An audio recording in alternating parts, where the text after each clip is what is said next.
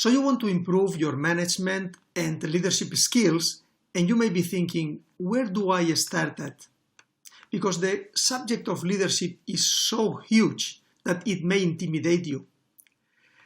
Every year, over 1,000 books are published about leadership alone. And as we speak now, Amazon is offering more than 60,000 books with the word leadership on their title. So the question remains valid. Where do I start at in improving my leadership and management skills? I was invited as a panelist in an event a few years ago, and the moderator asked us a question, and the question was, what is new in the leadership area that organizations can implement to improve the results? And after meditating a little bit my answer, I came with the answer in the line of organizations should focus on mastering the basics first before trying to implement anything new.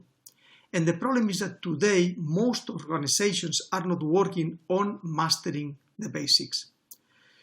So the purpose of today's video is presenting you here with 5 skills that are at that basis, at that foundation of your leadership and management skills that you have to master. You have to look at how you keep improving them, because without them, it will be very difficult for you to achieve results as a manager or leader.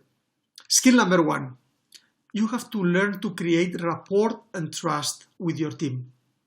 We are going to talk about trust for long after this video is finished, but I would start with rapport. Rapport is knowing your team and knowing each one of the persons working for you, not only professionally, but also at the personal level. Because if our role as a managers or leaders is facilitating our team's development for them to achieve good results, how can we help them if we don't know them? So the first thing is create this rapport to know the person behind the professional working with you. With that, you will be able to help at a much deeper level each one of the people working with you. Skill number 2, communicate your expectations beyond the goals, beyond the KPIs. Every organization has its own goals, its own KPIs that they measure every week, every month, every quarter, every year. But how, as a leader, how would you like your team to achieve those KPIs? So you have your own expectations. How do you expect them to behave? How do you expect them to react, to help each other, to cooperate? Don't let this at chance. Don't make them assume what you expect from them. Be clear and communicate your expectations. And by communicating your expectations, they will eventually meet your expectations. Skill number 3, listening without judgment. Listening is one of the most critical skills any manager or leader should master. And on the other hand, is one of the skills more difficult to master. You can catch yourself in many situations cutting people off or speaking over other people because you think you know what they are going to say. By speaking, you just repeat what you say.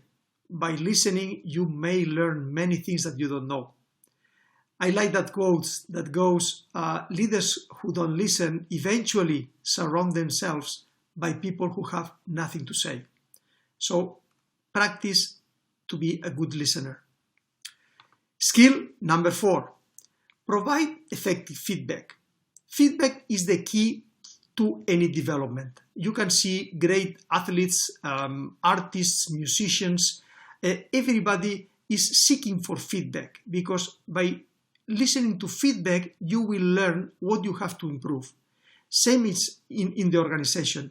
The only thing is that we don't know how to provide feedback. So our feedback usually doesn't land properly, and it's taken more as a criticism than a pure constructive feedback. So we have to master the art of providing feedback that is motivating and inspiring to the person who is listening to it. And the skill number 5, Be open and flexible to consider other people's ideas and opinions. We all have had that type of manager who was never accepting any idea that was not his own.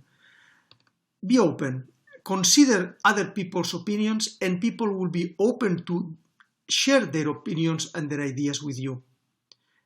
I'm saying consider other people's ideas. Not that you have to accept everything, but just give a thought about other people's ideas, and maybe you will question those ideas, and that will create the type of powerful conversations that you want to create in the organization.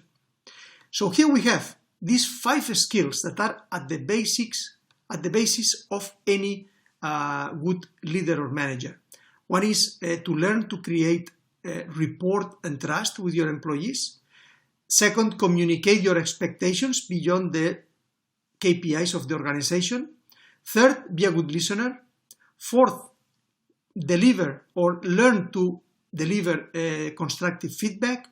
And 5, be open and consider other people's ideas and opinions. I would challenge you to take these 5 skills and to rate yourself. Where do you think you are at? Rating yourself between 1 and 10, 1 being very bad, horrible, 10, one of the best in the world, where you are at all of these 5 skills. And on those where you think that you have a lot of things to improve, which are the one single action that you can take this week to start improving on that skill that you think that will bring to you most of the benefits. I would love to read your comments below, and if you think that this type of communication will help you, please go ahead, subscribe below to our newsletter, and you will receive every month all the support and ideas that you will need to become a great manager or leader in your organization. Thank you very much for listening today. Take care.